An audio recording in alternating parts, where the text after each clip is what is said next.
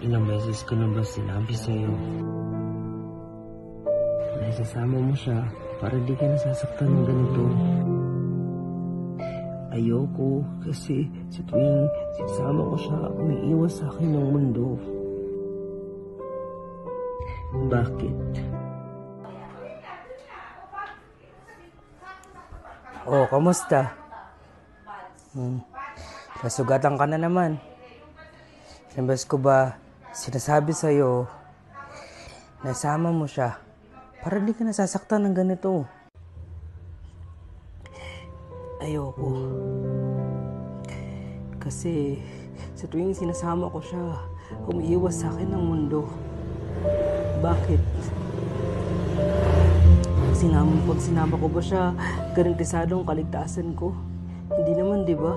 Tsaka may nakikita pa naman ako, kaya hindi ko siya kailangan. Kailangan mo ng Kane. Kahit nakakita ka pa, kailangan mo ng Kane. Tulad ko na kailangan ng salamin kahit nakikita pa ako kasi meron tayong limitasyon. At sa pamamagitan ng mga bagay na to, at least, mabawasan natin yung limitasyon. Magkakaroon ulit tayo ng koneksyon sa mundong ginagalawan natin. Anak, alam kong mahirap. Pero dito ako, bilang tatay mo, sasamahan kita hanggang dulo. Minsan, kailangan natin masugatan para may matutunan at malaman na may mga bagay na mahalaga na hindi lang sa ating aalalay, tayo rin ay poprotektahan.